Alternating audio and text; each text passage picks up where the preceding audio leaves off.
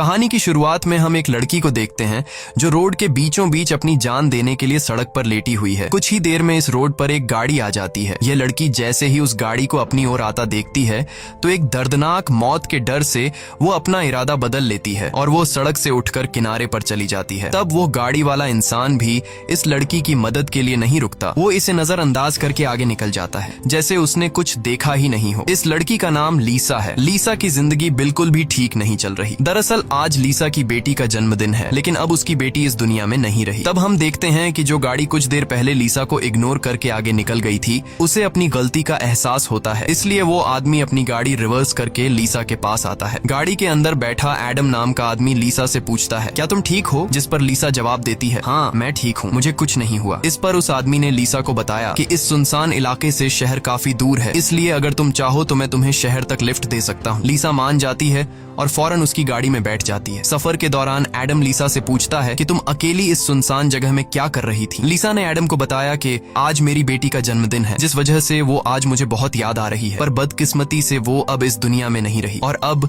मैं बिल्कुल अकेली हूँ। कोई भी ऐसा नहीं है इस दुनिया में जिससे मैं अपना कह सकूं। लीसा की ये बात सुनकर एडम कहता है, अच्छा इस वजह से तुम रास्ते के बीचों बीच मरने के लिए लेटी हुई थी? जवाब में लीसा ने कहा, मैं मरना नहीं चाहती, बस एक बार किसी तरह से अपनी बेटी से मिलना चाहती हूँ। तभी लीसा कार का रेडियो ऑन कर लेती है। रेडियो पर एक न्यूज चल रही होती है। रिपोर्टर बताता है कि जंगल में एक सीरियल किलर घूम रहा है और आज सुबह इस किलर ने 2 और लड़कियों को मार दिया है। पुलिस के पास उस किलर की तस्वीर तो नहीं है, लेकिन उन्हें इसके बारे में ये जानकारी मिली है कि कातिल एक गोरे रंग का आदमी है जिसके पास ब्राउन कलर की गाड़ी है और उसके दाहिने हाथ पर एक क्रॉस का निशान है। ये खबर सुनकर लीसा के पैरों तले जमीन खिसक जाती है, क्योंकि रिपोर्टर रेडियो पर जिस कातिल का हुलिया बता रहा था वो कोई और नहीं बल्कि एडम ही था। उसके हाथ में क्रॉस का निशान देखकर लीसा बहुत ज्यादा डर जाती है। इससे पहले कि लीसा खुद को बचाने के लिए कुछ कर पाती, तभी एडम अचानक जोर से कार का ब्रेक लगाता है, जिससे लीसा का सर तेजी से कार की डैशबोर्ड से जा टकराया और लीसा बेहोश हो गई। कुछ देर बाद जब लीसा की आंखें खुलीं, तब उसने खुद को एक अजीब से बंकर में कैद पाया जो चारों ओर से लोहे की मजबूत दीवारों से बना हुआ था। लीसा खुद को इस बंद जगह में कैद पाकर बहुत ज्यादा घबरा जाती है और मदद के लिए चिल्लाने लगती है, लेकिन उसकी मदद करने कोई नहीं आया। हम देखते हैं कि लीसा को एक अलग तरह का सूट पहनाया गया है और उसके हाथ में एक घड़ी भी पहनाई गई है। लीसा उस घड़ी को निकालने की बहुत कोशिश करती है, लेकिन वो घड़ी इतनी मजबूत थी कि काफी कोशिश के बाद भी वो उसके हाथ से नहीं निकलती। आखिर में जब उसे रियलाइज होता है कि इस जगह से निकलना इम्पॉसिबल है, तो वो थक हार कर एक जगह में बैठकर रोने लग जाती है। तभी अचानक उस चेंबर का दरवाजा खुला। लीसा ने देखा कि दरवाजे के दूसरी ओर एक सुरंग है। उस सुरंग के एंड से रोशनी नजर आ रही थी। लीसा को समझ आया कि अगर इस जगह से बाहर निकलना है तो इस सुरंग से होकर निकलना पड़ेगा। लीसा खुश हो जाती है कि उसे बाहर निकलने का रास्ता मिल गया है, लेकिन जैसे ही वो सुरंग के अंदर चली गई, तभी अचानक उसके पीछे उस चेंबर का दरवाजा अपने आप बंद हो गया। ये देखकर लीसा की सांस रुक गई और अब उसे समझ आया कि वो पहले से भी ज्यादा खतरनाक जगह में फंस गई है। तभी अचानक लीसा के हाथ में बंधे ब्रेसलेट में अलार्म बजने लगा और 11 मिनट का टाइमर सेट हुआ। ये देखकर लीसा समझ गई कि मुझे 11 मिनट में यहाँ से निकलना होगा, नहीं तो मैं हमेशा के लिए यहाँ पर बंद रह जाऊंगी। इसीलिए लीसा अपने हाथों और पैरों के बल रेंगती हुई जल्दी से उस रोशनी की तरफ बढ़ने लगी। लेकिन जैसे ही वो उस रोशनी के करीब होती जा रही थी, तभी अचानक उस सुरंग का आगे का दरवाजा धीरे धीरे बंद होने लगा। ये देखकर लीसा और तेजी से आगे बढ़ने लगी, लेकिन जब वो उस दरवाजे के पास पहुंची तो वो दरवाजा पूरी तरह से बंद हो चुका था। लीसा को कुछ समझ नहीं आ रहा था कि अब यहाँ से कैसे निकला जाए। वो चीख चीख कर रोने लगी। तभी उसकी नजर उस दरवाजे के बगल से जा रही एक दूसरी सुरंग पर पड़ी, लेकिन वो रास्ता बहुत ज्यादा तंग था। लीसा को अब कोई और दूसरा रास्ता नजर नहीं आ रहा था, इसलिए लीसा हिम्मत करके किसी तरह सुरंग के अंदर चली गई और काफी मुश्किलों के बाद वह उस रास्ते को पार कर लेती है और आगे बढ़ते हुए एक ऐसी जगह पर पहुंच जाती है जहां एक प्लेटफॉर्म की तरह 2 रास्ते बने हुए थे। एक रास्ता ऊपर से जा रहा था और दूसरा रास्ता नीचे से। लीसा को कुछ समझ नहीं आया और वह ऊपर के रास्ते को चुनती हुई घुटनों के बल आगे बढ़ने लगी, लेकिन थोड़ा आगे जाते ही नीचे का फ्लोर ऊपर उठने लगा। अगर वक्त रहते लीसा वहां से नहीं निकल पाई तो नीचे का रास्ता उसे ऊपर चिपका कर मार देगा। लीसा डर के मारे तेजी से आगे बढ़ने लगी। वो उस जगह के बीच बस पिसने ही वाली थी कि तभी इस सुरंग के एंड तक उसका हाथ पहुंच जाता है और जैसे ही वो रास्ता पूरी तरह से बंद होने वाला था, लीसा अपनी जान बचाकर वहां से निकलने में कामयाब हो जाती है। खुद को कुचलने से बचाकर वो एक सुकून की सांस लेती है, लेकिन उसे पता नहीं था कि अब उसके लिए मुश्किलें और भी बढ़ने वाली हैं, क्योंकि आगे का रास्ता और भी ज्यादा खतरनाक है। तभी उसके घड़ी में अलार्म बज उठा। ये अलार्म बता रहा था कि आधा समय बीत चुका है और अब उसके पास सिर्फ 5 मिनट बाकी है। इसीलिए वो अब फिर से आगे बढ़ने लगी। जहाँ उसे थोड़ी दूर दूर जाते ही रास्ते में कोई इंसान लेटा हुआ दिखाई दिया। लीसा जब उसके करीब आई तो उसने देखा कि वो कोई जिंदा इंसान नहीं बल्कि एक जली हुई डेड बॉडी है जिसकी हालत बहुत खराब है। उस लाश के हाथ पर भी वैसी ही घड़ी बंधी हुई थी जैसी लीसा के हाथों पर बंधी थी। लीसा को समझ आ गया कि ये इंसान भी मेरी तरह इस सुरंग से निकलने की कोशिश कर रहा था, लेकिन वो यहाँ से निकलने में कामयाब नहीं हो सका और मारा गया। मतलब यहाँ से निकलना इम्पॉसिबल है। इस डेड बॉडी को देखकर लीसा की यहाँ से निकलने की बची कुची उम्मीद भी टूट गई, लेकिन उसने किसी तरह हिम्मत जुटाई और इस डेड बॉडी को साइड पर करके आगे बढ़ने लगी। जब वो घड़ी की तरफ देखती है तो उसके पास सिर्फ 2 मिनट का टाइम बचा हुआ था, इसीलिए वो और तेजी से आगे बढ़ने लगी। तभी अचानक एक मजबूत लोहे की सलाखों ने आकर उसका रास्ता रोक दिया। साथ ही उस सुरंग की दीवारों में से ढेर सारे हीटिंग पाइप निकलकर बाहर आने लगे और उस जगह को गर्म करने लगे। ये देख लीसा पूरी तरह से घबरा गई। वो समझ गई कि जल्द ही उसकी भी लाश उस जले हुए इंसान की तरह इस सुरंग में पड़ी होगी। उसे आगे क्या करना है कुछ समझ नहीं आ रहा था। तभी उसके पीछे दीवार का एक छोटा सा सेक्शन खुल गया, जिसे देख लीसा पीछे की तरफ रेंगती हुई उसके अंदर घुस गई। अगले ही पल एक कांच के दरवाजे ने इस सेक्शन को पूरी तरह से बंद कर दिया। जैसे ही लीसा के हाथ में बंधी घड़ी में टाइमर 0 पर पहुंचा, तभी उन हीटिंग पाइप से आग फुंवारे की तरह निकलने लगी और देखते ही देखते वो पूरी सुरंग आग की लपटों में डूब गई। लीसा जिस सेक्शन में बंद थी वह पूरी तरह से सिक्योर था, जिस वजह से उसकी जान बच गई। कुछ देर बाद वो हीटिंग पाइप्स वापस दीवार में चली गईं। लीसा जिस सेक्शन में बंद थी उस चेंबर का दरवाजा खुल गया। लीसा ने जो कुछ अभी अपनी आंखों के सामने देखा उस वजह से लीसा उस सेक्शन से बाहर नहीं निकलना चाहती थी, पर उस सेक्शन की दीवार लीसा को बाहर धकेल देती है और पहले की तरह अपने आप सुरंग से जुड़ गई। लीसा जैसे ही वहां से बाहर आई तभी उसकी घड़ी में फिर से 11 मिनट का टाइमर सेट हुआ। वह जैसे ही थोड़ा आगे बढ़ी तभी उस सुरंग का ऊपरी हिस्सा नीचे आने लगा और बिल्कुल उसके साथ आकर चिपक गया। बस इतना गैप बचा कि वो रेंगते हुए यहाँ से आगे निकल सके। लीसा अब पूरी तरह से बेबस हो चुकी थी। वो जोर जोर से रोने लगी। जब उसकी नजर घड़ी पर पड़ी तो वहाँ उसका टाइम खत्म हो रहा था, जिसका मतलब था कि अब से ठीक 11 मिनट बाद फिर से उस सुरंग में आग का सैलाब आएगा और लीसा को राख कर देगा। वो सोचती है कि इतनी बुरी मौत मरने से अच्छा है कि क्यों ना एक बार फिर से वो यहाँ से निकलने की कोशिश करे। इसीलिए वो फिर से हिम्मत करके अपनी जान बचाने के लिए पीठ के बल अपने हाथों के सहारे रेंगते हुए आगे बढ़ने लगी। थोड़ी दूर ऐसे ही रेंगते हुए जाने के बाद वो सुरंग खत्म हो गई और आगे पानी का एक टैंक आ गया। लीसा बहुत ज्यादा थक गई थी और प्यास ने उसका बुरा हाल कर दिया था। वो इसी तरह लेटे हुए हाथों की मदद से पानी पीकर अपनी प्यास बुझा लेती है। जब उसने अपनी घड़ी की तरफ देखा तो अब सिर्फ 8 मिनट रह गए थे। अब पानी के अलावा उसे कोई और दूसरा रास्ता नहीं दिखा, इसलिए वो एक लंबा सांस लेते हुए पानी में ही उतर गई। पानी में उतरने के बाद टैंक काफी बड़ा था। उसे अब समझ नहीं आ रहा था कि किस तरफ जाना है। वो यहाँ वहाँ पानी में निकलने का रास्ता ढूंढने लगी, मगर उसे कोई भी निकलने का रास्ता नहीं मिला। दूसरी तरफ जहाँ से वो इस टैंक में उतरी थी वह रास्ता भी बंद हो चुका था। अब उसकी सांस भी खत्म होने लगी थी। तभी टैंक में से ऊपर की तरफ एक दरवाजा खुल गया। लीसा जल्दी से उस दरवाजे से होते हुए ऊपर निकल आई। बाहर निकलते ही उसने जोर जोर से सांसें लीं और आगे का रास्ता तय करने लगी, लेकिन लीसा बहुत ज्यादा थक चुकी थी। आगे बढ़ना उसके लिए बहुत मुश्किल हो रहा था और कुछ ही देर में भारी थकान की वजह से लीसा की बीच रास्ते में ही आंख लग गई। लेकिन तभी लीसा के कानों में किसी के चीखने की आवाज गूंज उठी। वहां और भी कोई था जो मदद के लिए पुकार रहा था। उसकी आवाज सुनकर लीसा के अंदर बचने की एक उम्मीद जाग उठी, इसीलिए वो जल्दी से उस आवाज का पीछा करने लगी। अचानक एक जगह उसके ठीक नीचे एक दरवाजा खुला जिसके अंदर उबलता हुआ तेजाब था। लीसा उस तेजाब में गिरने से बाल बाल बची। वो तेजाब इतना खतरनाक था कि एक मजबूत लोहे को भी कुछ सेकंड में पिघला देता। लीसा जल्दी से अपने कपड़े का एक टुकड़ा काटती है और उसे टेस्ट करने के लिए तेजाब में डुबोती है। कपड़ा कुछ ही सेकंड में काली राख में बदल जाता है। ये देखकर वो बहुत ही संभल कर आगे बढ़ती है। वो अपने हाथों और पैरों को उस गड्ढे के किनारों पर रखकर उस जगह को पार करने ही वाली थी कि तभी उसका घुटना तेजाब में लग जाता है, जिससे लीसा दर्द से चीख पड़ी। खुशकिस्मती से उसके सूट की वजह से उसका घुटना गलने से बच गया, लेकिन उसके घुटने पर एक गहरा जख्म बन गया था। अच्छी बात ये थी कि अब वह मदद की आवाज काफी करीब से आ रही थी। लीसा अपना दर्द भूलकर फिर से उस आवाज का पीछा करने लगी और आखिरकार वो एक लोहे की ग्रिड के पास जा पहुंची। उससे कुछ दूरी पर एक और ग्रिड थी जिसके पीछे एक आदमी था। उस आदमी ने भी लीसा की तरह हाथ में घड़ी और सूट पहना था। लीसा उससे कहती है कि देखो मेरी बात सुनो, हम दोनों यहाँ पर फंसे हुए हैं। अगर हम एक दूसरे की मदद करें तो यहाँ से निकल सकते हैं। लेकिन वो आदमी काफी लंबे समय से उस सुरंग में फंसने की वजह से उसकी दिमागी हालत खराब हो चुकी थी। वो कभी लीसा को गालियां देने लगता तो कभी सॉरी करने लग जाता। वो कहता है कि ये लोग जल्द ही वापस आएंगे और हम दोनों को मार देंगे। ये कहकर वो पागल जोर जोर से हंसने लगा। तभी लीसा देखती है कि उसके हाथ में बंधी घड़ी में 60 सेकंड की काउंटिंग शुरू हो गई है। वो हीटिंग पाइप्स दोबारा दीवारों से बाहर निकल आए और इस बार बचने के लिए जो सेक्शन था वो लीसा और उस आदमी के बीचों बीच खुलता है, जिसमें सिर्फ एक ही इंसान के छिपने के लिए जगह थी। अब या तो वो पागल आदमी बचेगा या फिर लीसा। अगले ही पल लीसा और उस पागल आदमी के आगे जो लोहे की ग्रिड थी वह हट गई। ये दोनों तेजी से उस चेंबर की तरफ भागने लगे और दोनों एक साथ चेंबर तक पहुंचे, जिसके बाद ये दोनों एक दूसरे को मारने लगे। उस बीच कभी लीसा उस पागल आदमी को चेंबर से बाहर निकाल देती तो कभी वो पागल आदमी लीसा को बाहर धकेल देता। लेकिन आखिर में जैसे ही वक्त खत्म होने वाला होता है, लीसा उस आदमी को लात मारकर चेंबर से बाहर कर देती है। वो आदमी लीसा को पैर से पकड़कर बाहर निकालने की कोशिश करता है। तभी 60 सेकंड खत्म हो गए और उस चेंबर के शीशे के दरवाजे ने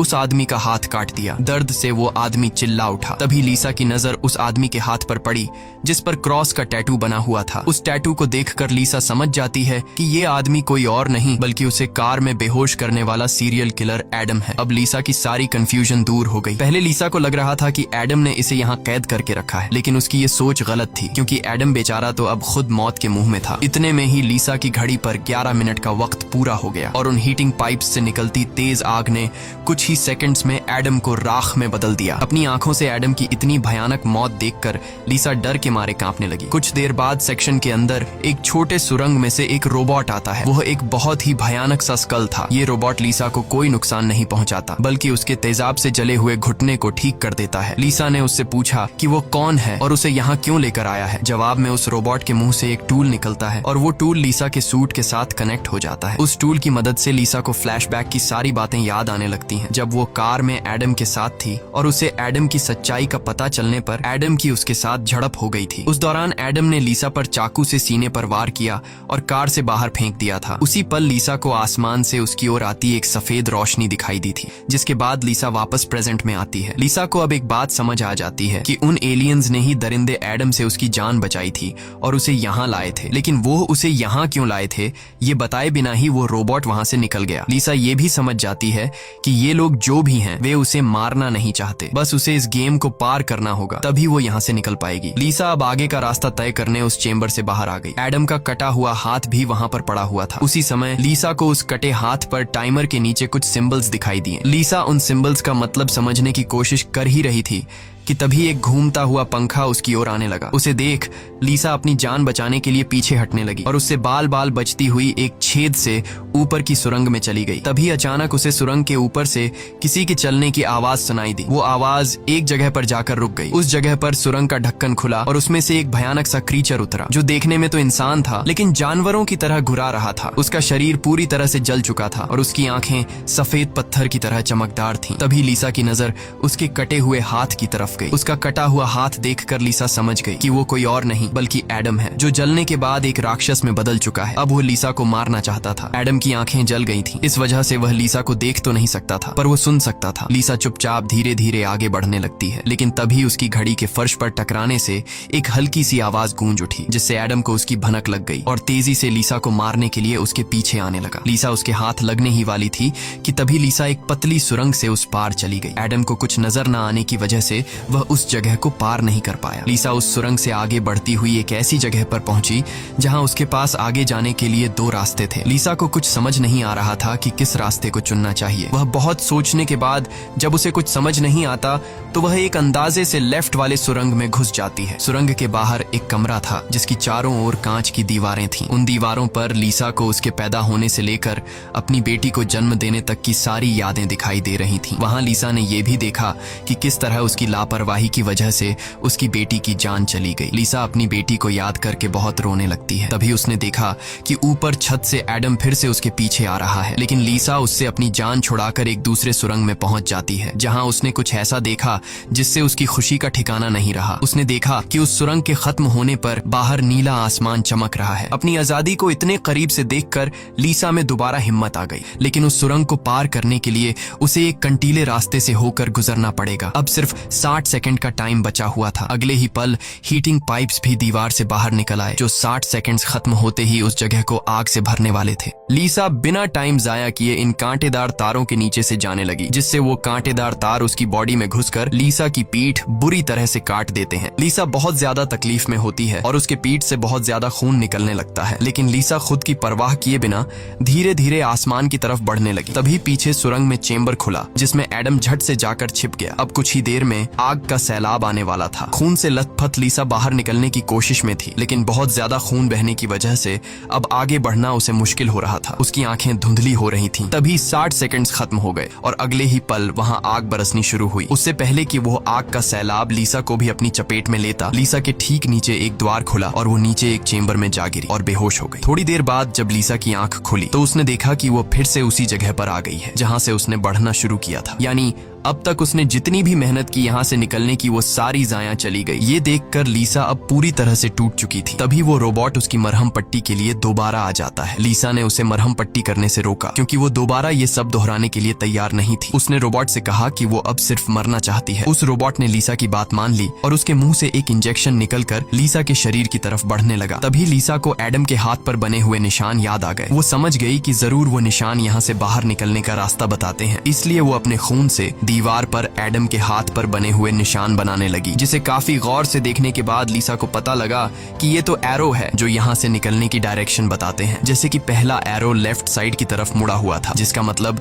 रास्ते में आने वाली पहली 2 सुरंगों में से उसे लेफ्ट साइड वाली सुरंग के अंदर जाना चाहिए। दूसरे नंबर का एरो राइट साइड की ओर मुड़ा हुआ था, यानी पहली सुरंग को पार करने के बाद जब फिर से एक साथ 2 सुरंगें आएंगी तब राइट साइड वाली सुरंग के अंदर जाना चाहिए। उसे लगा कि जरूर मेरे हाथ की घड़ी के नीचे भी इसी तरह के सिंबल्स बने होंगे जो यहाँ से बाहर निकलने की डायरेक्शन बताते हैं। ये समझते ही लीसा ने उस रोबोट से उसके जख्मों को ठीक करने को कहा। जख्मों की मरहम पट्टी होते ही वो एक नई उम्मीद के साथ फिर से इन टनल्स में निकल पड़ी। लीसा पहले भी इन सुरंगों से गुजर चुकी थी, इसलिए वह बड़ी आसानी से उन सुरंगों को पार करते हुए आगे बढ़ने लगी और उस तेजाब से भरे गड्ढे के पास जाकर रुक गई। वहां उसने अपनी घड़ी को तेजाब में जलाकर उसे अपनी कलाई से अलग किया। उसकी कलाई पर भी ठीक वैसे ही सिंबल्स थे जैसे एडम के हाथ पर थे, बस उनमें थोड़ी बहुत चेंजिंग थी। लीसा उस जली हुई घड़ी को अपने हाथों में लिए हुए आगे बढ़ने लगी और उस जगह पर पहुंच गई जहां उसने पहली बार इन 2 टनल्स में से लिफ्ट वाले टनल को चुना था, लेकिन सिंबल्स के मुताबिक सही सुरंग राइट वाली है। वो जल्दी से राइट वाली सुरंग में चली गई, जहां आगे जाकर उसे 2 और सुरंगें मिली जिनमें सही सुरंग लेफ्ट वाली थी। इसी तरह लीसा अपने हाथ पर बने निशान की मदद से हर बार सही रास्ता चुनकर आगे बढ़ रही थी, लेकिन तभी एक बार फिर से एडम उसके पीछे पड़ गया। यहाँ लीसा समझदारी से काम लेते हुए एडम को गुमराह करने के लिए एक सुरंग के अंदर अपनी घड़ी फेंक दी और खुद दूसरी सुरंग में छिपकर बैठ गई। एडम घड़ी की आवाज का पीछा करते करते दूसरी सुरंग में घुस गया। एडम के जाते ही जब लीसा ने अपनी कलाई पर बने सिंबल्स चेक किए तो उसे पता चला कि उसने एडम को जिस सुरंग में भेजा था वही सही सुरंग थी। ये देखकर लीसा बहुत ज्यादा परेशान हो गई। अब लीसा के पास कोई दूसरा रास्ता नहीं था, इसलिए वो धीरे से एडम जिस टनल में था वो भी उस टनल में घुस गई। ये टनल काफी अजीब सा था। ऐसा लग रहा था कि ये टनल जैसे किसी बड़े जानवर का पेट हो। लीसा धीरे धीरे आगे बढ़ने लगी। थोड़ा सा आगे जाकर उसने देखा कि उसकी घड़ी सामने पड़ी हुई है, लेकिन एडम भी वहाँ पर मौजूद है। एडम अब चूंकि देख नहीं सकता था, इसलिए लीसा चुपके से उस घड़ी को उठा लेती है, पर तभी घड़ी में 60 सेकंड्स बचे होने का अलार्म बजने लगा, जिसकी आवाज से एडम को लीसा की भनक लग गई। वह दोबारा लीसा का पीछा करने लगा। उससे बचने के लिए लीसा जिस रास्ते से आई थी उसी रास्ते से वापस भागने लगी। उस वक्त लीसा की घड़ी में 60 सेकंड्स का काउंटिंग शुरू हो चुका था और सुरंग से हीटिंग पाइप्स भी निकल आए थे। साथ ही सुरंग में बचाव चेंबर भी खुल चुका था। लीसा जल्दी से उस चेंबर में जाकर छिप गई। एडम भी वहां तक पहुंच जाता है, लेकिन अब काफी देर हो चुकी थी क्योंकि उस चेंबर को शीशे के दरवाजे ने बंद कर दिया था। यहाँ लीसा एडम को चिढ़ाने के लिए उसे मिडिल फिंगर दिखाती है, पर बदकिस्मती से इस बार आग बरसाने वाले हीटिंग ट्यूब्स आग बरसाए बिना ही अंदर चले गए, जिसके बाद चेंबर का दरवाजा भी खुल गया और अगले ही पल एडम लीसा पर टूट पड़ा। लीसा भी खुद को बचाने के लिए एडम से लड़ पड़ी और उस शैतान के सर को अपने पैरों से दबाने लगी। पीछे से चेंबर की दीवार भी लीसा को आगे की तरफ धकेलने लगा, जिससे उस शैतान एडम का सर कुचल गया और फाइनली लीसा को एडम से छुटकारा मिल चल गया। लीसा अब अपने रास्ते पर आगे बढ़ने लगी, जहाँ आगे चलकर उसे वापस दो रास्ते मिले। उसकी कलाई पर बने सिंबल्स के मुताबिक उसे राइट वाले सुरंग से जाना था और ये उस भूल भुलैया की आखिरी सुरंग थी। लेकिन तभी लेफ्ट वाली सुरंग से एक लड़की बाहर निकल आई। उसे देख लीसा की आंखें खुली की खुली रह गईं और वो रोने लगी, क्योंकि यह लड़की कोई और नहीं बल्कि उसकी बेटी नीना थी। नीना के मरने के बाद से लीसा ने जीना ही छोड़ दिया था। उसकी बस यही एक ख्वाहिश थी कि वो किसी तरह नीना से मिल पाए और आखिरकार आज उसकी ये ख्वाहिश भी पूरी हो गई। नीना ने अपनी माँ लीसा से कहा कि अब दोबारा मुझे फिर से अकेला मत छोड़ना, जिस पर लीसा ने जवाब दिया, नहीं बेटा, मैं हमेशा तुम्हारे साथ रहूंगी। जिस पर नीना कहती है, तो फिर आओ मेरे साथ लेफ्ट वाले टनल में चलो। लीसा रोते हुए बोली, नीना, मैं तुम्हें फिर से खोना नहीं चाहती, लेकिन सच तो ये है कि तुम पहले ही मर चुकी हो और मेरी मंजिल दूसरी सुरंग में है। इतना कहकर लीसा वहाँ से जाने लगी। पीछे से नीना उसे पुकारती रही, लेकिन लीसा दिल पर पत्थर रखकर उस सुरंग से बाहर निकली। बाहर आते ही लीसा फूट फूट कर रोने लगती है। उसके बाद लीसा ने बिना समय गंवाए राइट वाली सुरंग में घुस गई, जहाँ उसे सुरंग के अंत में खुला आसमान दिख रहा था। वो खुश होकर तेजी से आगे बढ़ने लगी, लेकिन तभी उसके रास्ते में 3 लोहे के ब्लेड्स आ गए जो लगातार तेजी से ऊपर नीचे हो रहे थे, जिन्हें पार करने का मतलब था खुद के टुकड़े करवाना। लेकिन लीसा को हर हाल में यहाँ से निकलना था, इसीलिए उसने गौर किया कि उनमें से पहला ब्लेड हर 4 सेकंड्स में एक बार नीचे आ रहा है। लीसा उसके करीब पहुंची